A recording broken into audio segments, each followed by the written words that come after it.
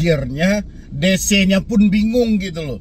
Dipaksa untuk turun ke lapangan. Satu orang DC itu megang 5 aplikasi. Dia sampai bingung gitu loh. Dia nagih nasabah tapi dia bingung.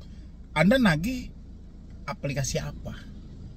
Langsung dia bilangin, saya megang 5 aplikasi. Iya, tapi Anda megang aplikasi apa? Kan? Saking bingungnya mereka gitu loh. Dipaksa buat turun ke lapangan. Tapi ya itu tadi ya, karena ada satu curhatan juga yang mana dia dichat oleh aplikasi pinjol, oleh debt collector pinjol. Tapi debt collector pinjolnya itu menyampaikan, saya ini memegang 5 aplikasi gitu loh. Aplikasi yang dia pegang itu ada EasyCash, ada Akulaku, ada Kredivo, ada Dana Rupiah, ada Indodana. Pertanyaannya, DC menagih kita, menagih soal hutang pinjol yang mana dari 5 aplikasi tersebut? Ya, buat teman-teman semuanya yang sudah hadir di YouTube Solusi Hutang MB. Terima kasih banyak ya Anda yang selalu menyempatkan waktunya untuk selalu melihat koleksi-koleksi terbaru dari video-video solusi hutang, yang mana kami mencoba untuk memberikan sedikit edukasi untuk teman-teman semuanya, terutama yang mengalami telat bayar atau tidak mampu bayar. Oke, debt collector dipaksa untuk turun. Satu orang debt collector memegang 5 aplikasi. Debeturnya bingung, debt collectornya pun juga ikut bingung. Gimana gak bingung gitu loh? Kata debt collectornya dia hanya diberikan nomor handphone doang gitu loh, ya kan? Cuman sebatas nomor handphone doang, terus kayak mana cara dia menagih gitu loh, ya kan? Kalau misalnya debetur, Anda menagih dari aplikasi mana? Terus si debt collectornya bilang, saya dari aplikasi ini, dari aplikasi ini, dari aplikasi ini. Debetur bilang, saya nggak kenal dengan aplikasi itu gitu loh. Sekarang Anda menagih dari aplikasi mana? Ya kan? Sampai kebingungan. Debt collectornya sampai kebingungan karena kekurangan data yang ada. Tapi dia mengaku bahwa dia petugas dari pinjolnya. Dia memegang 5 data dari aplikasi pinjol-pinjol legal. Ayo, siapa teman-teman semuanya yang pernah mendapatkan chat yang mana debt collector mengaku dari EasyCash, dari Akulaku, dari Kredivo, dari Dana Rupiah, dan dari Indodana. Tapi debt collectornya sempat bingung. Dia mau menagih nasabah ini atas hutang dari perusahaan mana? Pernah nggak teman-teman semuanya? Kalau pernah, coba dong isi di kolom komentar seperti apa sih sebenarnya hal-hal seperti itu gitu loh. Biar kita sama-sama tahu juga ini debt collector benaran atau tidak gitu loh. Karena saya mendapatkan curhatan juga dari salah satu follower saya di Instagram juga. Dia menyampaikan dia ditagih oleh debt collector, tapi ketika dia bertanya Anda dari aplikasi mana, debt collectornya juga bingung. Debt collectornya nggak mampu menyebutkan apakah dia dari EasyCash, apakah dia dari Akulaku, apakah dia dari Kredivo, apakah dia dari Dana Rupiah, apakah dia dari Indodana. Tapi dia selalu mewakilkan di 5 aplikasi tersebut.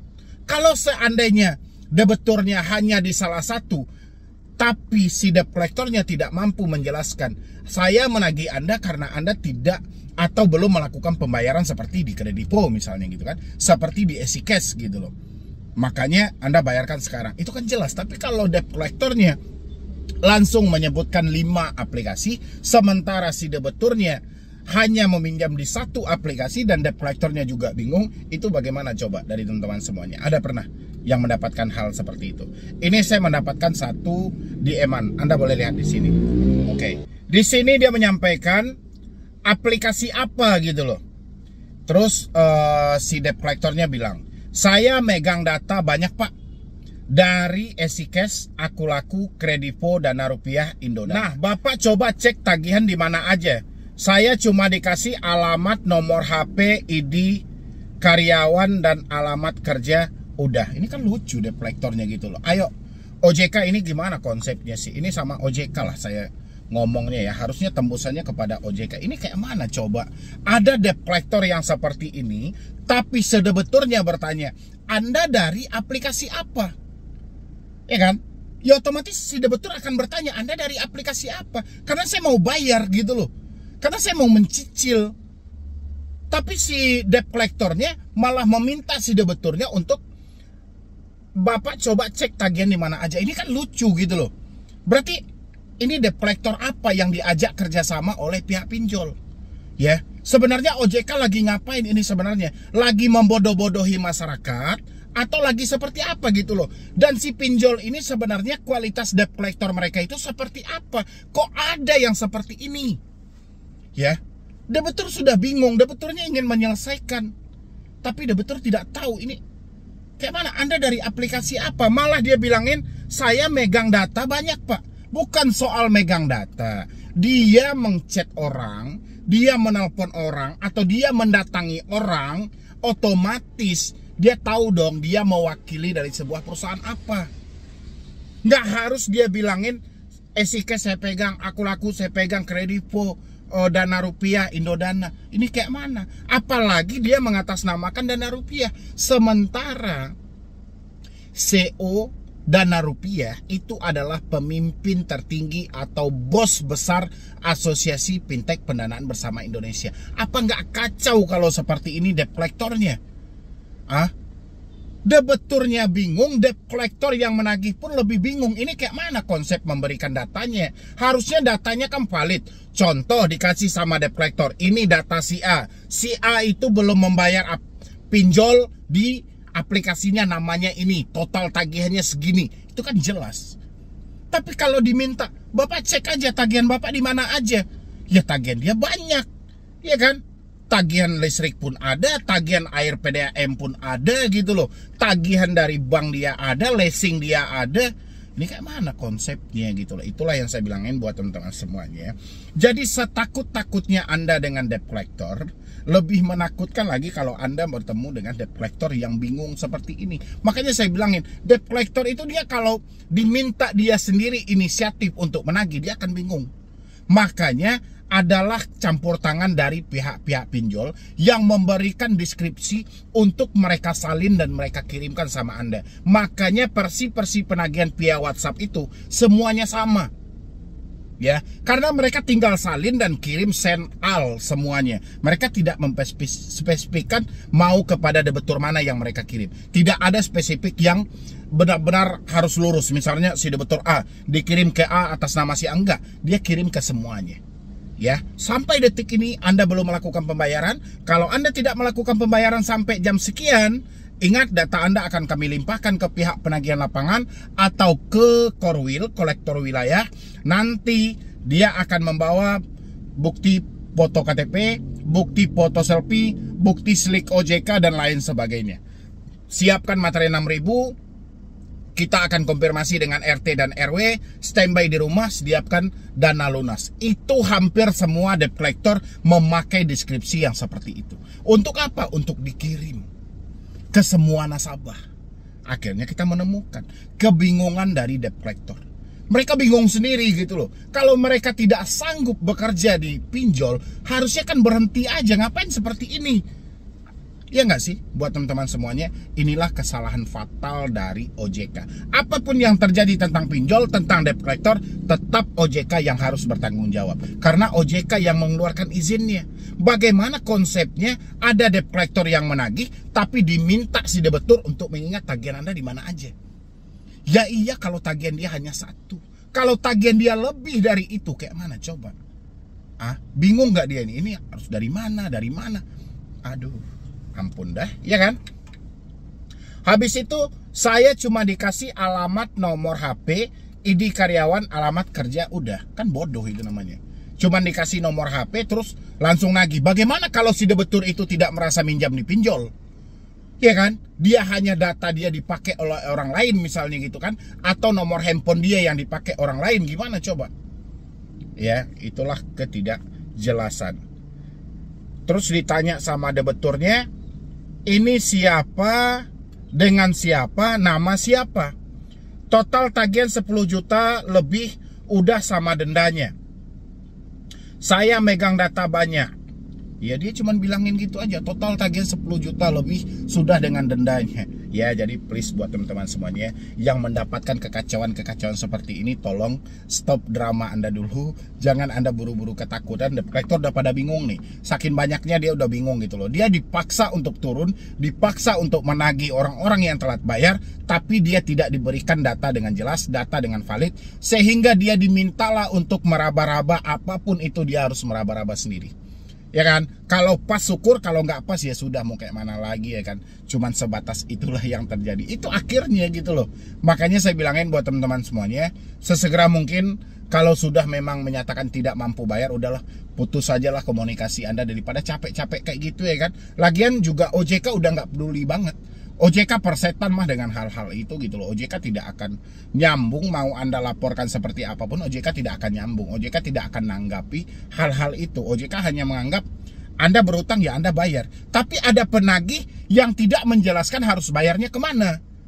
Ya kan? Ada penagih, satu orang debt collector bisa memegang 5 pinjol, tapi penagihnya pun juga bingung. Ini si debetur atau ini si nasabah sebenarnya harus bayar ke aplikasi mana? Ya kan? Nggak bisa debt collector menjelaskan. Sampai debeturnya pun bingung. Nah, untuk Anda yang curhat juga gini ya. Halo Bang, selamat siang Bang. Mohon maaf mengganggu. Mohon izin bertanya Bang, saya dapat WA seperti ini Bang. Menurut Abang, apakah benaran atau bohongan ya Bang? Atau sekedar ancaman-ancaman saja Bang? Itu benaran itu. Tapi faktanya debt collectornya sampai kebingungan gitu loh. Memang dia itu, satu debt collector itu, dia bisa aja kan yang namanya pinjol itu menjalin kerjasama dengan perusahaan ini. Dan kebetulan si debt collectornya bekerja di salah satu perusahaan itu, yang mana perusahaan itu menjalin kerjasama dengan 5 aplikasi. Ya, itu benaran. Tapi itulah kekurangannya tadi itu, debt collector tidak diberikan data secara spesifik. Akhirnya si debt collectornya menunjukkan kebodohan dia. Jadi untuk Anda yang menerima chat seperti itu, tidak perlu khawatir, tidak perlu cemas juga ya. Habis itu ini chatnya Bang ya, yang megang dari kolektor lapangan. Nah udahlah, nggak usah itu dipermasalahkan ya. Yang jelas kita sudah melihat bahwa mereka sudah bingung, mereka sudah stres juga sebenarnya, saking banyaknya mereka tidak mendapatkan tagihan sama sekali, mereka tidak mendapatkan orang yang membayar, sehingga mereka memikirkan bonus mereka pun juga ikut hilang. Jadi ya, memang nggak salah gitu loh, dari 18 September sampai 30 September itu debt collector akan diturunkan ke lapangan. Iya, debt collectornya semua dipaksa untuk turun lapangan, debt collectornya semua dipaksa untuk melakukan penagihan, sampai debt collectornya kebingungan saking banyaknya tagihan yang harus mereka tagih, tapi dia nggak tahu lagi harus menagih siapa karena tidak ada tagihan yang berhasil, dan lagian pun datanya pun hanya samar-samar. Dan saya pengen tahu tanggapan dari teman-teman semuanya tentang cara-cara debt collector seperti ini. Kira-kira menurut Anda ini debt collectornya yang bingung, atau debeturnya yang bingung, atau OJK-nya yang bingung, atau siapa yang bingung sebenarnya ini? Jadi please jangan ada yang ketakutan lagi. Dari sini kita melihat kapasitas debt collector itu ya seperti ini. Ya, mungkin dari saya cuma itu aja teman-teman semuanya. Saya tetap melanjutkan untuk Anda menonton video yang berikut ini.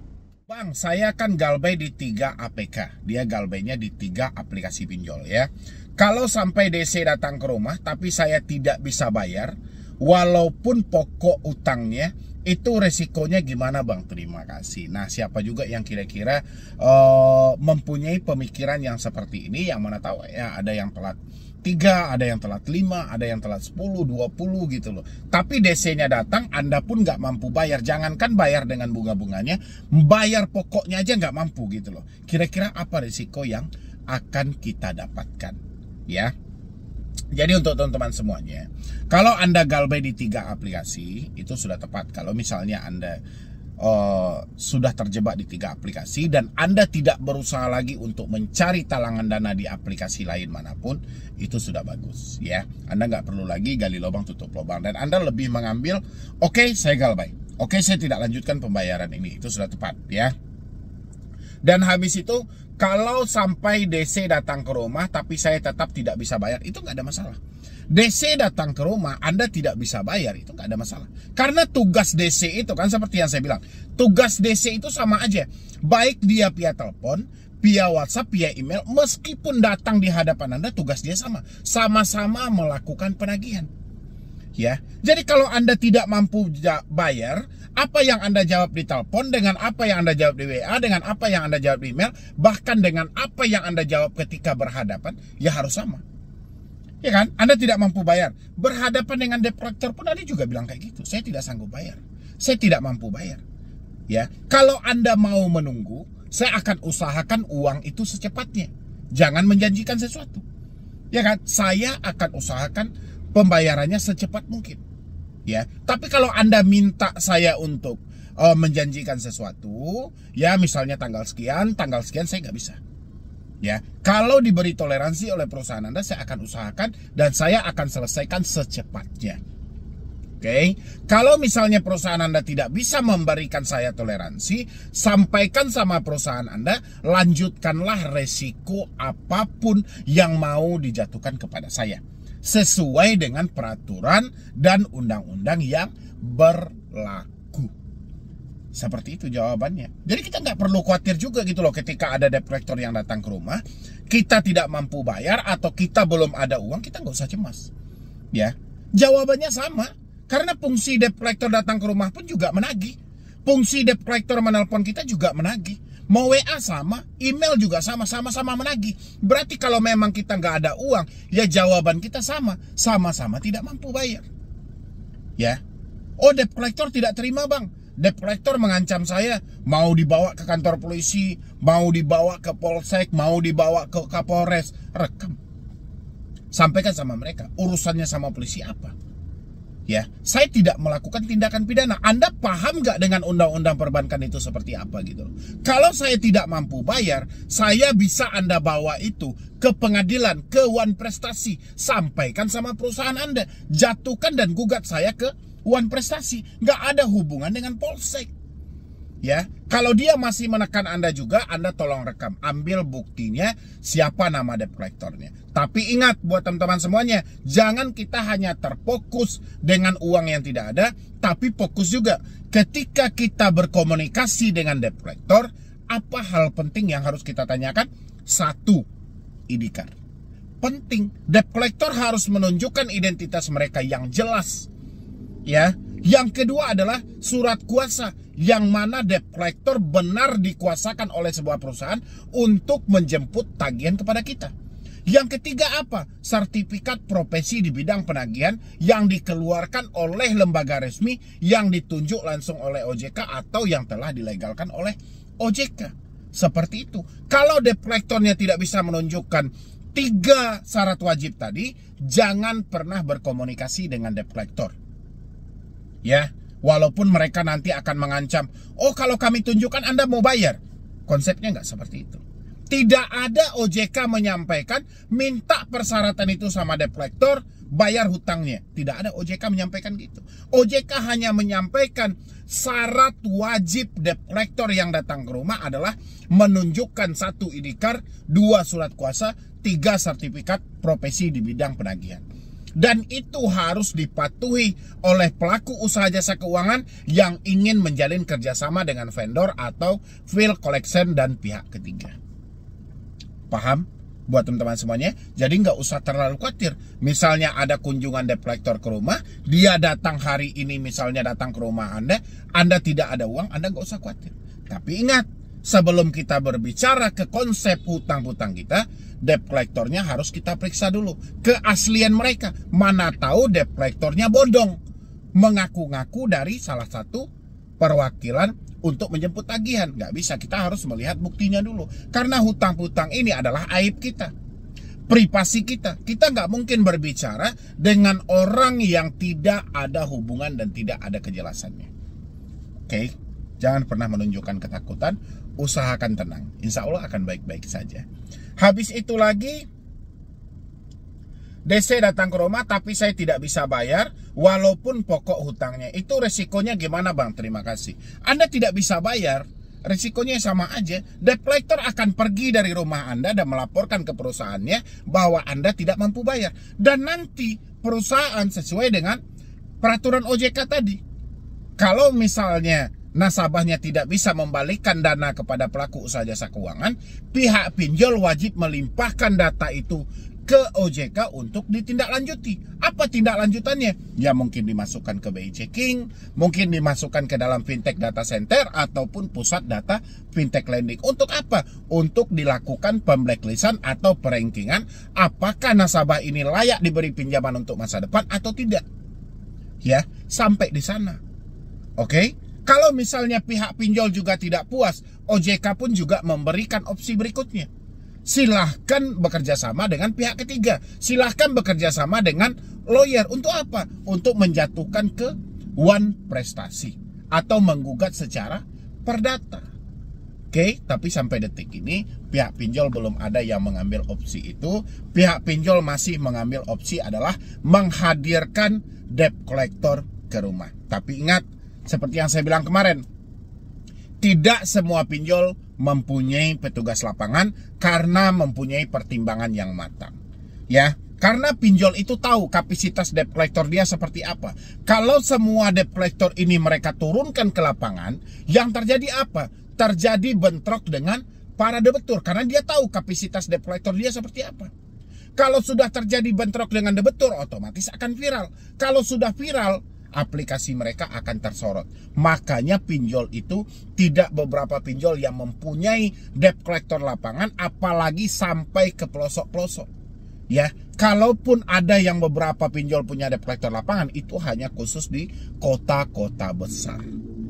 Oke, buat teman-teman semuanya, sisanya apa? Pinjol itu lebih menekankan kepada debt collectornya adalah untuk berkomunikasi melalui telepon dan mengirimkan surat melalui WA dan email. Oke?